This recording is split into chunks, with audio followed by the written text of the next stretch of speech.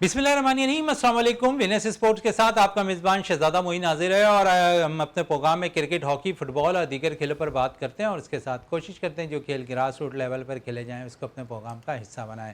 Pakistan cricket team की बात करें, पाकिस्तान हॉकी टीम की बात करें तो बड़ा ज़बरदस्त है। इस इवेंट के अंदर जो अदलान शाह हॉकी टूर्नामेंट खेला गया उसमें कारकर्दगी रही है। फिर पाकिस्तान की क्रिकेट टीम के लिए ये कहा जा रहा था कि पाकिस्तानी टीम आयरलैंड के खिलाफ अच्छा परफॉर्म करेगी, लेकिन पहले मैच में पाकिस्तान को शिकस्त ने 2-4 की आयरलैंड की टीम ने। और फिर वो टीम जिसने वर्ल्ड कप की तैयारी करनी है, वर्ल्ड कप के लिए प्लान बनाना है, वर्ल्ड कप के लिए टीम सिलेक्शन करनी है, पहले मैच में शराजा बिखरता दिखाई दिया बाबर अलैमन का। उन सारे सूरत-ए-हाल में बात करेंगे अपने शो के अंदर और पाकिस्तान के अंदर जो दीगर खेल खेले जा रहे हैं उस हवाले से भी अपने शो के अंदर बात करेंगे। पाकिस्तान के अंदर पहली दफ़ा बीच टेनिस चैंपियनशिप भी मुनक़िद हुई है मनोड़ा की साहिल पर, वो उस हवाले से भी आज अपने शो के अंदर बात करेंगे। और हमारे साथ शो में मौजूद हैं इकबाल मेमन साहब है जो स्पोर्ट्स एनालिस्ट है, हमारे साथ हमेशा मौजूद होते हैं स्टूडियो पे, आज भी हमारे साथ मौजूद है। इकबाल साहब, सबसे पहले तो पाकिस्तान क्रिकेट टीम के हवाले से बात कर लें। एक ऐसी टीम जिसका इंतखाब 18 रुकनी पाकिस्तान के बेस्ट प्लेयर्स में हुआ, वो टीम है अपना पहला मैच खेलती है आयरलैंड के खिलाफ है, जहां पर 4 मैचेस इंग्लैंड के खिलाफ खेलने हैं, 3 आयरलैंड के खिलाफ खेलने हैं। पहले आयरलैंड के T20 मैच में पाकिस्तानी टीम को शिकस्त का सामना करना पड़ा। बाबर एलेवन टीम को आप किस तरह देख रहे हैं, क्योंकि वर्ल्ड कप बिल्कुल करीब है और इससे पहले आयरलैंड जैसी टीम से शिकस्त एक सवालिया निशान बनती जा रही है, जहां पर पाकिस्तान की जो सिलेक्शन है वो पाकिस्तान के लिए अगर देखा जाए तो वो जो 18 रुकनी सिलेक्ट हुई है पाकिस्तान की सबसे बेस्ट सिलेक्शन है। इसके लिए तजिया निगार भी कह रहे हैं कि बड़ा बेस्ट सिलेक्शन किए गए हैं, लेकिन इसके बावजूद हम पहले मैच में आयरलैंड के खिलाफ हार जाते हैं। देखिए, बिल्कुल बेस्ट सिलेक्शन जो भी कह रहे हैं ठीक है, लेकिन ये कि अब ये है कि सिर्फ इंक्रीमेंटल चेंज आया है। पहले 178 बनाए थे, 179 का टारगेट था, इस दफ़े 180 स्कोर किया है तो 2 रन का फ़र्क पड़ा है। ये इंक्रीमेंटल चेंज है। बाकी ये कि एक जो खुशाइन बात है वो ये है कि साइम अयूब ने कम से कम जो है 45 बनाए हैं, जो उनका एक हवा बना हुआ था तो उनकी सिलेक्शन पे, तो वो 45 बनाए हैं। बाकी रिजवान तो रन आउट हो गए थे, शादाब भी आउट हो गए जल्दी, और आपके फ़खर जो हैं वो भी जो है मतलब एक घबराहट का शिकार थे। तो आई डोंट नो कि किस तरह की सिलेक्शन हुई है। मेरे नज़दीक एक बाबर और रिजवान के अलावा अभी तक कोई भी मुस्तनद खिलाड़ी इतना नज़र नहीं आ रहा। बाकी इफ्तिकार ने बिट्स एंड पीसेस पे जो है कुछ स्कोर करके दिखाया है, और कल जो है जो परसों गेम हुई थी तो उसका भी जो है उन्होंने तकरीबन 37 रन बनाए थे और जल्दी बनाए थे, 200 के एवरेज स्ट्राइक रेट से बनाए थे। तो मैं समझता हूँ कि अच्छा, फिर ये है कि बाबर के फैसले कुछ समझ में नहीं आ रहे, क्योंकि हमाद वसीम जो है वो एज अ ओपनिंग बॉलर, हालांकि स्पिनर ही हैं, वो उस पर ज़्यादा स्ट्राइक करते हैं और ज़्यादा विकेटें लेते हैं, और प्लस जो है उनको जल्दी बुलाना चाहिए था। ठीक है, शाहीन को भेजा, लेकिन मैं समझता हूँ कि हमाद को भेजना चाहिए था। तो वो एक प्रोफेशनल और सीनियर खिलाड़ी हैं और मेरा ख्याल है कि उनका इम्पैक्ट शायद ज़्यादा होता, लेकिन ये कि ठीक है, शाहीन भी कुछ जो है वो खेल गया, लेकिन ये कि बहुत सारी बॉलें उन्होंने मिस भी की। तो ये सारी चीज़ें सोचनी पड़ेंगी और मुझे समझ में नहीं आ रही कि कप्तान जो है वो इतना एंग्जाइटी का शिकार क्यों है। क्या उसमें कोई अभी तक अंदर कोई इनसिक्योरिटी है जो उनको घबराए हुए हैं, और उनके डिसीशंस जो हैं वो सही नहीं हो रहे। जब आपको माजी में जो है वो वही बॉलर्स जो है हमाद वसीम हैं वो स्पिन कराते थे तो विकेट लेते थे। अच्छा, खुद एज ए ओपनर आ रहे थे और उस दिन जो है उन्होंने 1 डाउन आ गए। तो ये बातें कुछ समझ में नहीं आ रही कि कहाँ पे क्या प्रॉब्लम है उनके साथ, और कंसिस्टेंसी नज़र नहीं। चलें, ये प्रॉब्लम से तो मज़ीद और भी बात करेंगे, लेकिन कितना आप आयरलैंड के कप्तान को आप अप्रिशिएट करेंगे कि उस कप्तान ने पाकिस्तान की लंबी बैटिंग लाइन के बावजूद, पाकिस्तान की मजबूत बॉलिंग के बावजूद जो है पहले जो है फील्डिंग करने का फ़ैसला किया और चेज़ करने पे गए, और फिर चेज़ आखिरी बॉल पे भी करते हुए दिखाई दिए। तो आप समझते हैं बड़ा हौसला रखते हुए दिखाई दी थी आयरलैंड के कप्तान के अंदर? बिल्कुल, मैं उनको जो है मुबारकबाद भी देता हूँ, और दूसरी बात यह कि इतना बोल्ड डिसीजन उन्होंने किया। अच्छा, दूसरी बात यह कि शहजादा, हमारी टीम जो है वो इतनी लंबी बैटिंग कागज़ों में तो है, लेकिन ये कि एज सच नहीं है। मैंने आपको बताया कि रिजवान और बाबर के अलावा हम ज़्यादा किसी पे ट्रस्ट नहीं कर सकते, और उनके उनकी जो अगर कागज़ों में भी अगर जो टीम है तो वो कुछ ना कुछ इम्पैक्टफुल है और कुछ ना कुछ करके दिखाती है। और उनको अंदाज़ा था कि उन्होंने पहले बैटिंग दी और फिर चेज़ पे चले गए, तो इसका मतलब ये है कि उनकी तैयारी खूब थी और उन्होंने 180 पे हमें आउट कर लिया। हालांकि कहीं कहीं जो है हमारे खिलाड़ी स्कोर कर भी रहे थे, लेकिन ये कि फिर कोई ना कोई बॉलर आता था और विकेट ले जाता था। और कल यंग ने तो बहुत ज़बरदस्त बॉलिंग की है, उसने 2 विकेटें भी ली हैं और 26 रन दिए हैं। तो 4 ओवर में 26 रन जो है वो जब बहुत ही मतलब कंट्रोल बॉलिंग कराई है। तो मैं समझता हूँ कि अब आयरलैंड को वो बेबी टीम ना समझा जाए और बड़ी स्ट्रॉन्ग टीम है। और ये चीज़ हमें उन्होंने दिखा दी कि आयरलैंड ने और उससे पहले न्यूजीलैंड की भी बिल्कुल यंग टीम आई थी और कितने इम्पैक्टफुल खिलाड़ी हैं उनके। तो मैं समझता हूँ कि ये हमें समझना पड़ेगा कि भाई क्या वजह है, और इस पर जो है ना सोचना पड़ेगा कि भाई हम जो नए खिलाड़ी लेके आते हैं तो वो इतने इम्पैक्टफुल क्यों नहीं होते। इफ्तिकार भी अब जाके जो है 2-3 साल के बाद जो है वो सिचुएशनल खिलाड़ी हो गया है और काफ़ी बेहतर खेल रहा है। तो मैं समझता हूँ कि उनका सिलेक्शन तो अपनी जगह सही है, लेकिन दूसरे सिलेक्शंस पे क्वेश्चन मार्क आ जाता है। क्वेश्चन मार्क आते हुए दिखाई देता है। फिर आपने थोड़ी देर कबल साइम अय्यूब की बात की है।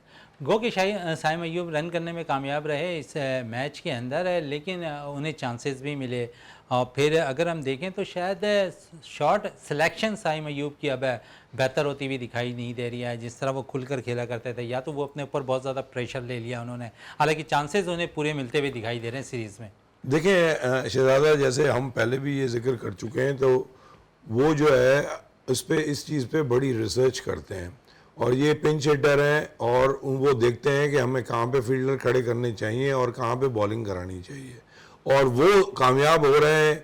और इनके पास वही शायद शॉट्स हैं जो वो ये पहले खेलते रहे हैं, अब वो जो है ओवरकम नहीं कर सक रहे।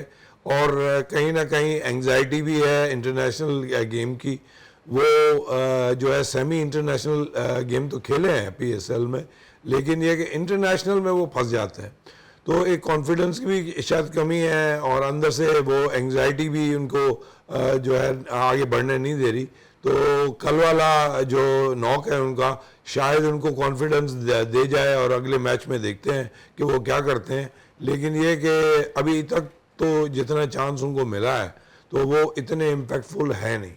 चलें, यहाँ तो चांस की बात हो गई है। और फिर हमने 2 स्पिनर्स खिलाए थे। अम्माद वसीम का बात कर रहे थे, शादाब की बात करते, फ़खर की अगर हम थोड़ी सी बात कर लें तो फ़खर लास्ट 2 इनिंग अच्छी खेलने में कामयाब हुए। फिर उनके साथ शायद वही बैड लक कि वो 2 इनिंग अच्छी खेलते हैं, 4 इनिंग नाकाम खेल जाते हैं। पाकिस्तान को शायद इसका प्रेशर हो जाता है, वो लंबी बारी नहीं खेलते हैं, मिडिल ऑर्डर पर बोझ पड़ता है, मिडिल ऑर्डर रन नहीं कर पाता है। तो आप समझते हैं वर्ल्ड कप से कबल फ़खर का मुकम्मल फॉर्म में आना बहुत ज़रूरी है? बहुत ज़्यादा ज़रूरी है। और देखें फ़खर का मसला ये है कि जब तक वो रिदम में नहीं आते उनकी गेम जो है नहीं चलती, वो खुल के खेल नहीं सकते। वो रिजवान और बाबर की तरह कंसिस्टेंट नहीं है, लेकिन ये है कि अगर चल जाते हैं तो फिर वो चल जाते हैं और उनका रिदम अगर अच्छा होगा वर्ल्ड कप के लिए। और देखिए वर्ल्ड कप में भी अगर आप देखें तो वो फाइनल में आके वो भी एक उनका कैच हुआ था नो बॉल पे, उसके बाद जो है उन्होंने गेम चल पड़ी। तो इस तरह चल जाती है उनकी गेम तो ठीक है, वो इम्पैक्टफुल हो जाते हैं। लेकिन ये है कि मैं समझता हूँ कि हम दुआ गो हैं कि वो उनकी रिदम आ जाए और हमारे मुल्क के लिए वो अच्छा होगा, हमारे मुल्क के लिए अच्छा हो। लेकिन कल क्योंकि अगर 180 रन बने हैं तो इसमें हमारी जो अगर देखें तो इतनी मजबूत बैटिंग लाइन नहीं है आयरलैंड की, लेकिन हमारे बॉलर्स ने फिर भी रन वहाँ पर दिए। 180 रन बड़े रन हैं अगर देखें तो T20 आयरलैंड जैसी टीम के ख़िलाफ़। और आयरलैंड की टीम अगर ये रन चेज़ भी कर रही है तो पाकिस्तान बल्कि दुनिया की बेहतरीन बॉलिंग अटैक के सामने वो रन चेज़ करती हुई दिखाई दे रही है। तो यहाँ पर तो फास्ट बॉलिंग पर भी आप सवालिया निशान बनता दिखाई दे रहा है। देखें अपना शहजादा, ठीक है अब्बास आफरीदी से मतलब I am not taking anything away, लेकिन ये कि उनकी सिलेक्शन पे भी सवालिया निशान है। क्योंकि जब आपके पास ज़मान खान है और डेथ में वो जो है यॉर्कर्स पे यॉर्कर्स कराते हैं, और फिर मोहम्मद अली है और शाहनवाज दहानी को तो आपने बिल्कुल ही निगलेक्ट किया हुआ है। तो ये कल ये चीज़ नज़र आ रही थी कि वो शॉट ऑफ लेंथ करा रहे थे या उनको ड्राइव पे दे रहे थे और यॉर्कर नहीं करा सक रहे थे, और एक शॉर्ट बॉल अच्छी निकली लेकिन वो उसके लिए भी तैयार थे और उससे भी वो ऑकवर्ड तरीके से चौका ले गए। तो जिससे जाहिर होता है कि हमें वो बॉलर चाहिए जो आखिर में मलंगा की तरह या जमान खान की तरह वो यॉर्कर्स कराएं, ताकि क्योंकि अब हमारे जो ये वेस्टर्न कंट्रीज़ के खिलाड़ी हैं वो इन शॉर्ट बॉल्स के लिए जो है वो तैयार हैं, इवन ऑकवर्ड बॉलों के लिए वो तैयार हैं। तो इस वजह से हमें एक ही बॉल नज़र आती है, वो ये है कि यॉर्कर है जो बिल्कुल बैठ के और उसके बीच में आती है और उसको खेलना बहुत मुश्किल होता है। तो मैं समझता हूँ कि इस पे थोड़ा सा वो सोचना पड़ेगा इन्होंने सिलेक्शन किस तरह की है, क्योंकि देखें ये डेथ ओवर्स में हमें या तो फिर शाहिनशाह आफरीदी वो आए, इस दफ़े मतलब जो है हमारे बॉलर्स की परफॉर्मेंस इतनी अच्छी नहीं रही। और दूसरी बात ये कि मैं ये भी आपके चैनल से ये भी कहना चाहूँगा कि हमारे जो फास्ट बॉलर्स हैं उनको अवॉइड किया जाए कि ऐसी जगह पे फील्डिंग करें जहाँ पे उनको डाइव मारनी पड़े, क्योंकि कल भी हमने देखा कि नसीम शाह को डाइव मारनी पड़ी और वो थोड़ा सा, क्योंकि उनकी भी पहले भी जो है इंजरीज हुई हैं, तो इस चीज़ को भी मद्देनज़र रखना चाहिए कि जो आपके प्राइम बॉलर्स हैं उनको ऐसी फील्डिंग दी जाए जहाँ पे उनको डाइव मारने की ज़रूरत ना पड़े, डाइव मारने की ज़रूरत ना पड़े। फिर थोड़ा सा हम स्पिनर्स पे आते हैं। शादाब का रोल भी नज़र नहीं आया है कल, और क्योंकि हम शादाब को इस बेस पे टीम में शामिल किया है उसामा मीर की जगह के। शादाब है, बॉलिंग भी करते हैं, बैटिंग भी करते हैं, फिर फील्डिंग बड़ी अच्छी करते हैं। नो डाउट वो तीनों फॉर्मेट के लिए अगर देखा जाए तो सिलेक्ट जो है अच्छे प्लेयर्स हैं, लेकिन जो मेन रोल होता है ना कि आपने मिडल ओवर्स के अंदर आकर अच्छी बॉल करना होती है, तो शादाब से भी वो चीज़ कल हुई नहीं। देखें शादाब बेसिकली जो है वो टाइट बॉलिंग कराने में तो माहिर थे, लेकिन ये कि उनकी स्पिन इतनी ज़्यादा नहीं होती थी। अब मैंने आपको जिस तरह बताया ना कि ये साइंटिफिक दौर है और इस पे जो है वो इतना स्टडी खेल रहे हैं। और शहजादा कल आपने मतलब जो है परसों जो मैच हुआ था उसमें आपने देखा कि कितना मतलब है कि इम्पैक्टफुल थे वो, और हर बॉल को नहीं वो शॉट मार रहे थे, वो देख रहे थे कि कौन सी बॉल को मारना है। और मतलब ये है कि अगर वो 3 बॉलों पे चौके 3 मार जाएं तो उसका मतलब है वो 12 रन ले जाते हैं। तो वो खामखा में अपने आप को आउट नहीं करा रहे थे। हमारे खिलाड़ी क्या करते हैं कि मारने पे आते हैं तो फिर मारते चले जाते हैं, लगे ना लगे। तो ये बड़ा सोचना पड़ेगा। और स्पिनर्स जो है ना हमारे पास इस वक्त वो स्पिनर्स चाहिए जो, अच्छा दूसरी बात ये कि इफ्तिखार को भी नहीं ट्राई किया गया, साइम अयूब को नहीं ट्राई किया गया। तो ये जो क्या हमारे हैं खिलाड़ी, इनको जो है वो मौका देना चाहिए था जब दूसरे स्पिनर नहीं चल रहा है। तो मैं समझता हूँ कि ये कप्तान जो है वो घबराए हुए हैं और एंग्जाइटी का शिकार हैं, और अब तो हारने के बाद जो है और उनको एंग्जाइटी होगी। अच्छा चलें दूसरी तरफ है, क्योंकि पाकिस्तान आयरलैंड के खिलाफ अपना पहला मैच हार गया है और पाकिस्तान क्रिकेट बोर्ड के सरबराह मोहसिन नकवी भी डरबन पहुंच गए हैं और वहां पर भी वो खिलाड़ियों और कप्तान से बातचीत करेंगे, कोच से बात करेंगे। आप क्या समझते हैं कि एक हार के बाद एक चेयरमैन क्रिकेट बोर्ड का जो है वहाँ पहुँचना सही है या गलत? देखें ये तो क्योंकि अब ये तो अगर बात है बहुत लंबी चली जाएगी, ये भी एक इनसिक्योरिटी और एक घबराहट की निशानी है। ये पैनिक बटन दब गया है कि भाई ये क्या हुआ कि आयरलैंड ने भी हमें हरा दिया, न्यूजीलैंड ने तो हरा दिया, न्यूजीलैंड की बी और सी टीम ने हरा दिया, तो अब हम पहला मैच तो हार चुके हैं। बाकी अब आगे चल के हम क्या कारनामे अंजाम देंगे आई डोंट नो, लेकिन ये कि ये सोचना पड़ेगा चेयरमैन साहब को भी कि भाई सिलेक्शन में, मैं समझता हूँ इतना तो उनको भी पता होगा कि सिलेक्शन में हमने सही सिलेक्शंस नहीं की। सर सिलेक्शन पे तो कोई सवालिया निशान ही नहीं उठ रहा ना, सिवाय एक बॉलर्स के कि आपने एक हसन अली को टीम में शामिल कर लिया है। हाँ, उसकी जगह आप किसी नौजवान मोहम्मद अली ने परफॉर्म किया था, ये जमान खान ने परफॉर्म किया था, आप ले जाते। उस्मान खान के हवाले से थोड़ी बात हो रही थी, वहाँ आप मोहम्मद हारिस को ले जाते हैं। तो फर्क तो वहाँ पर सिर्फ ये इतना आ रहा है कि आपने 2 बंदों की सिलेक्शन सही नहीं की। देखें आपका एक खिलाड़ी भी इम्पैक्टफुल होता है, ठीक है ना। एक चैपमैन जो है ना वो आपसे गेम ले जाता है, तो आपकी सिलेक्शन जो है वो प्रॉपर होनी चाहिए। मैंने आपको बार बार यही कह रहा हूँ कि आपके जो 2 खिलाड़ी हैं मुस्तनद, जो इंटरनेशनल लेवल पे वो रिजवान और बाबर हैं, बाकी जो हैं बिट्स एंड पीसेस में चल गए तो चल गए, और यानी कि तो जो रन करना है बाबर ने करना है और रिजवान ने करना है। बिल्कुल करना है। आपके पास कोई एक्स्ट्रा ऑर्डिनरी खिलाड़ी ही नहीं है उस लेवल का। यानी कि आप कह रहे हैं कि एक्स्ट्रा ऑर्डिनरी प्लेयर्स हमारे पास नहीं है जो मुसलसल टीम को परफॉर्म कर रहे हैं, सिवाय बाबर और रिजवान के। बिल्कुल। बाकी अगर हम देख लें तो बाकी 9 खिलाड़ी क्या कर रहे हैं, ये सारे जवाब आते इकबाल मेमन ही दे रहे हैं। इकबाल मेमन साहब, 9 प्लेयर्स का फिर क्या रोल है पाकिस्तानी टीम मैं में? आपको बता रहा हूँ कि वो बिट्स एंड पीसेस में है, वो अपनी जगह फिल कर रहे हैं, और कहीं पे अगर उन्होंने स्कोर कर दिया तो और इम्पैक्टफुल हो गए तो हो जाएंगे। और देखें, हमारे मोहतरम सादिक भाई इधर थे परसों, और उन्होंने एक बड़ी बात की है जिसमें काफ़ी वेटेज था कि सिंस इफ्तिकार जो है काफ़ी इम्पैक्टफुल भी है और कंसिस्टेंट भी है, तो उसको 1 डाउन लेके आए जब आपके 40-45 रन बन चुके हों और 9 बॉलें हों, तो वो जो है 9 बॉलों पे 20 रन भी बना सकता है। और अगर हम जो है उस मैच में इफ्तिकार को ज़्यादा टाइम देते तो शायद वो बहुत अच्छा स्कोर कर जाते। तो ये चीज़ हमें देखनी पड़ेगी। और आयरलैंड का जो ओपनर था बेलरी, उसने जो है वो 77 रन्स बनाए और हम उसको आउट नहीं कर सके आखिर तक।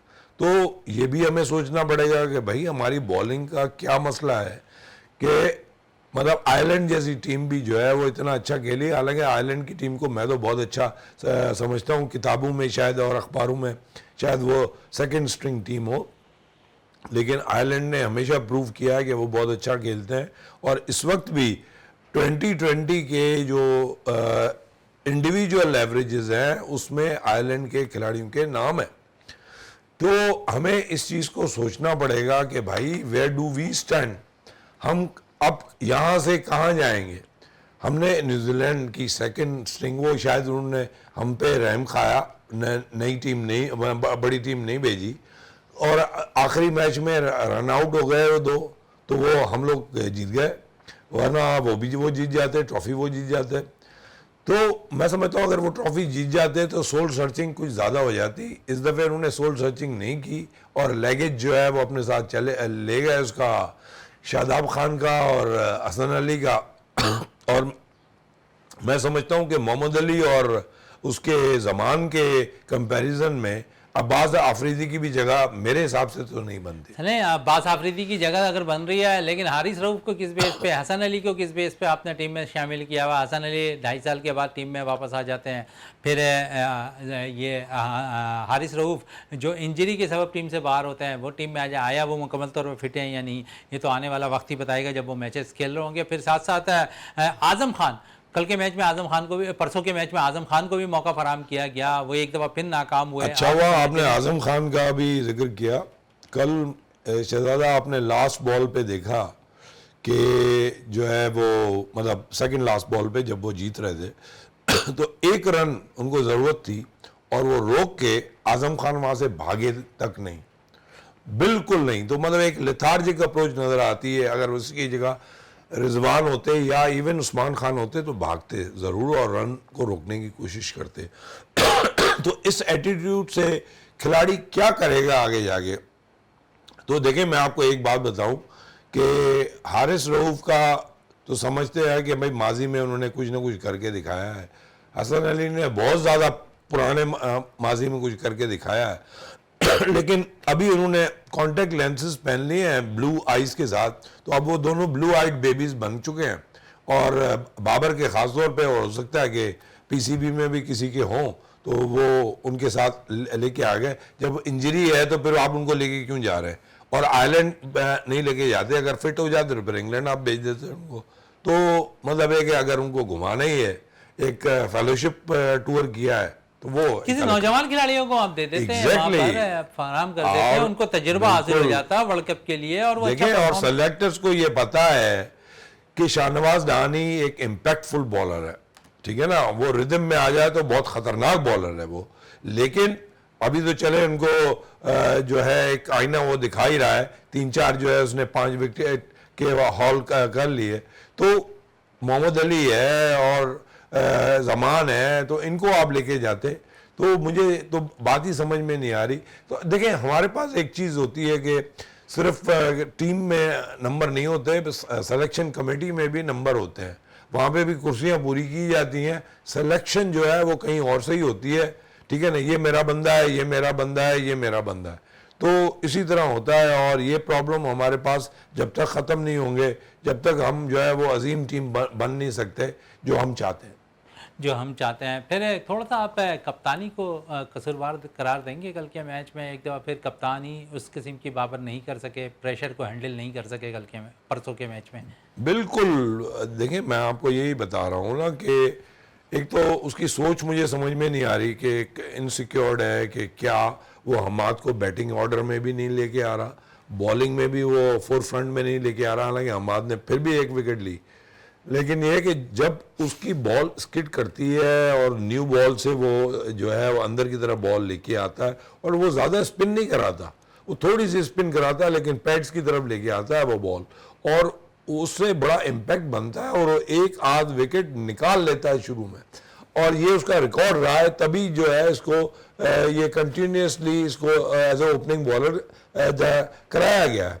इस दफ़े आपने जो है वो उसको नहीं दिया, ठीक है, तीसरा या चौथा ओवर आपने दे दिया उसको, लेकिन ये कि अगर आप शुरू के देंगे तो वो ज़्यादा बेहतर रहेगा। और बैटिंग में भी मुझे समझ में नहीं आई कि शाहीन शाह को इसके बरक्स क्यों भेजा गया, मतलब है कि हमाद वसीम का हक बनता था। तो ये बातें समझ में नहीं आई, जैसा शाहीन शाह खेल गया ऐसा तो हमाद भी खेल जाता और शायद उससे बेहतर खेल जाता। चलें, उससे बेहतर खेल जाता है। चलें, ये तो क्रिकेट की बातें हो गई थी, कौमी खेल हॉकी के हवाले से भी थोड़ी बात कर लें। अजलान शाह हॉकी टूर्नामेंट में पाकिस्तानी टीम ने बड़ी ज़बरदस्त परफॉर्मेंस दिया है और फाइनल तक पहुंची पाकिस्तानी टीम है। क्या कहेंगे, क्या आप समझते हैं कि इस दफ़ा सीनियर जूनियर का जो कम्बिनेशन रहा वो बड़ा बेस्ट रहा? फिर गैर मुल्की कोचेस ने काफ़ी मेहनत की, अटैकिंग पावर पाकिस्तानी टीम का पूरे टूर्नामेंट में अच्छा रहा, पाकिस्तानी गोलकीपर ने अच्छे परफॉर्म किए, पाकिस्तान के प्लांटिक कॉर्नर स्पेशलिस्ट सुफियान ने बड़ी ज़बरदस्त है, राना वहीद ने अच्छी परफॉर्मेंस दी। आप समझ रहे हैं कि प्लेयर सीनियर जूनियर का जो कम्बिनेशन नज़र आया इस अजलान शाह टूर्नामेंट में बड़ा बेस्ट रहा, जिसका फ़ायदा पाकिस्तान हॉकी को हुआ पहली दफ़ा?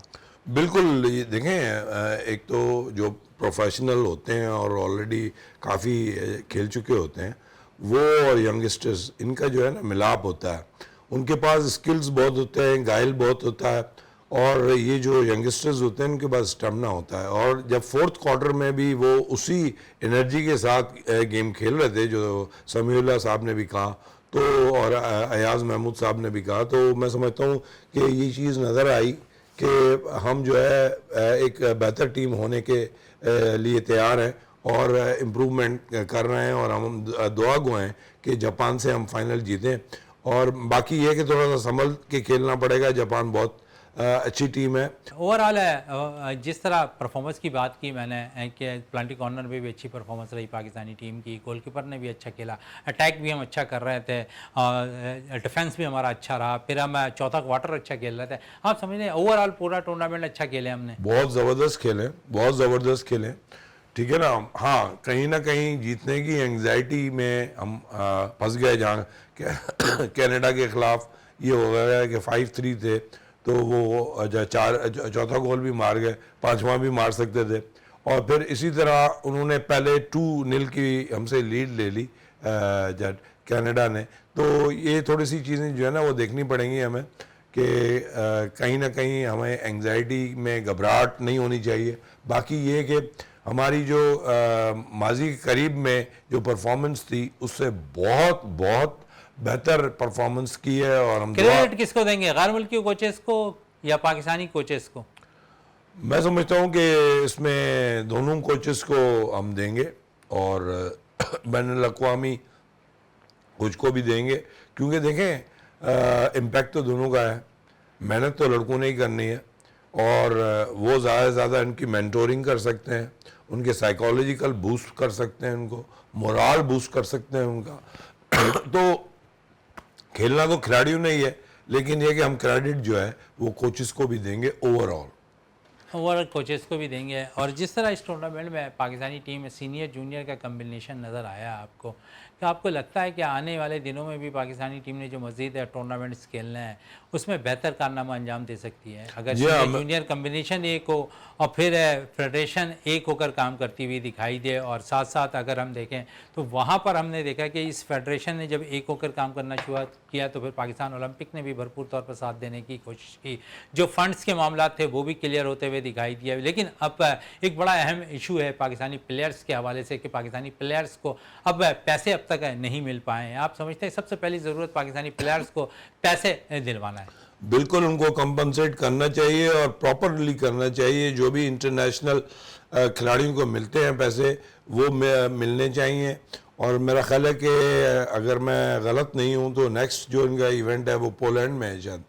तो ये है कि अब जब उन्होंने एक सिर्फ फ़ी की बात नहीं हो रही बल्कि इन्होंने जब इतना मेहनत की है इस टूर्नामेंट में तो उनका हक भी बनता है कि सिर्फ जो फ़ी है उनकी ऑफिशियल उससे बढ़ के जो है कंपनसेट करना चाहिए उनको। कंपनसेट करना चाहिए। और पाकिस्तानी टीम के हवाले से और अच्छी बात यह है कि पाकिस्तानी टीम ने ओवरऑल पेनल्टी कॉर्नर में भी बड़ा अच्छा इस दफ़ा परफॉर्म किया। आप समझते हैं सोहेल अब्बास के बाद सुफियान एक ऐसा लड़का आया है जो शायद पाकिस्तान को लंबे अरसे तक पेनल्टी कॉर्नर में पाकिस्तान को जीत दिला सके? बिल्कुल जनाब, ये जो सुफियान है वो जो है एक इम्पैक्टफुल खिलाड़ी है और उसने काफ़ी जो है मेहनत की है और अपनी गेम में वो एनर्जी है, वो स्पार्क नज़र आता है।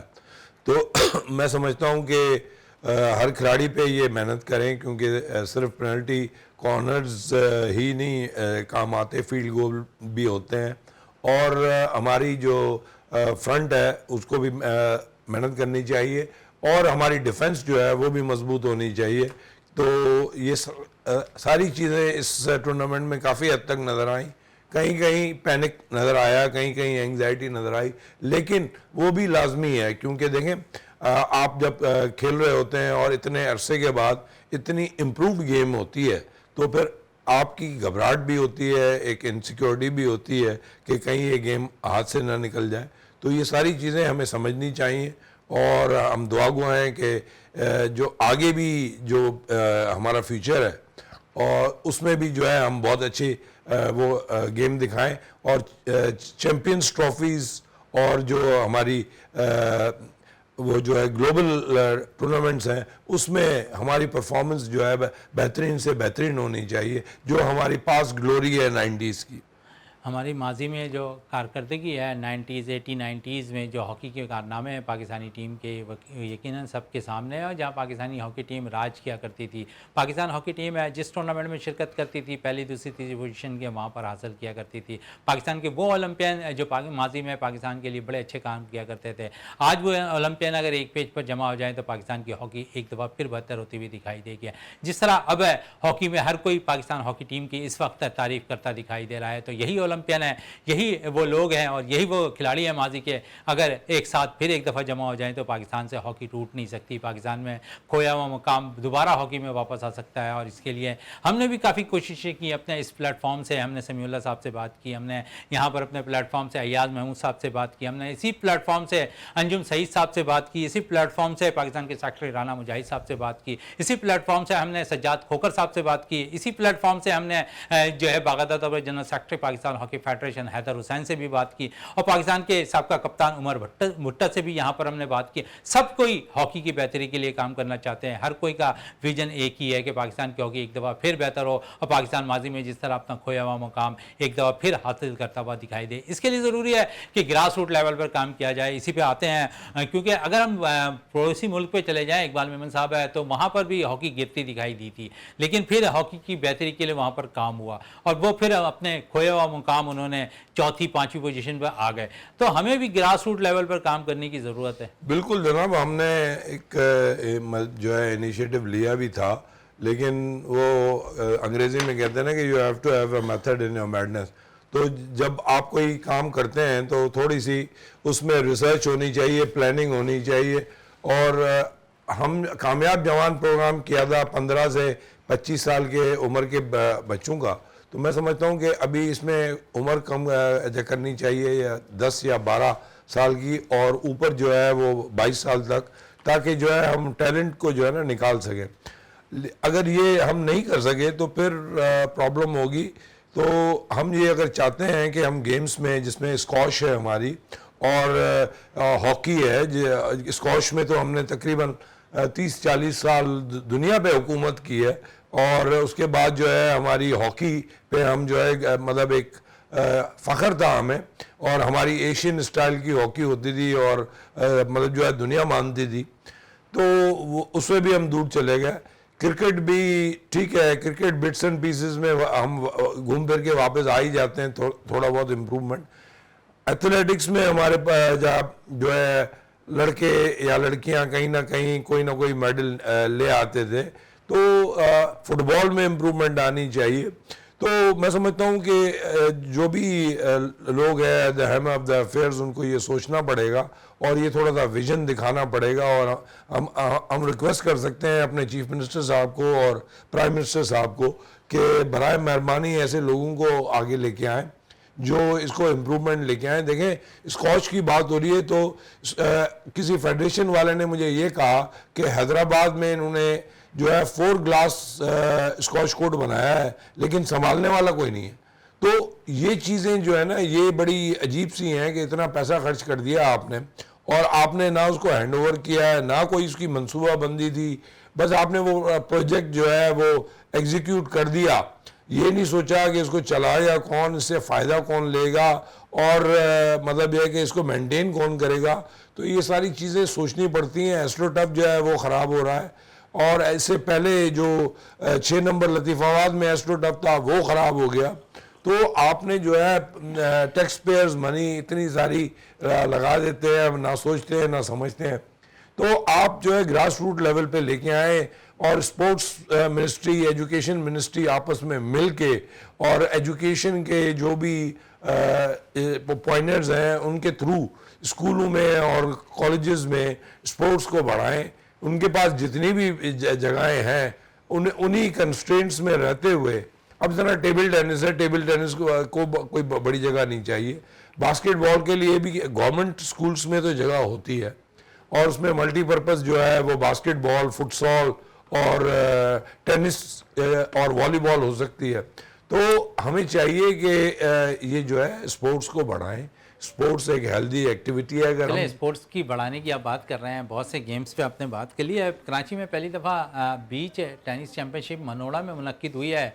क्या कहेंगे, 120 से ज़ायद प्लेयर्स आ गए, फिर मुकामी स्कूल के बच्चे वहाँ मौजूद थे, और ऐसा लगता है कि पहली दफ़ा वो बीच टेनिस में शिरकत कर रहे थे, लेकिन ऐसा नहीं लग रहा था कि वो बाकायदा तौर पर टेनिस को जानते नहीं। हर कुछ वहाँ पर उनका होता हुआ दिखाई दे रहा था। देखें, ये भी क्रेडिट जाता है उन लोगों को और मीडिया को भी जिसने जो है इसका इतना जो है एडवर्टाइज़ किया है।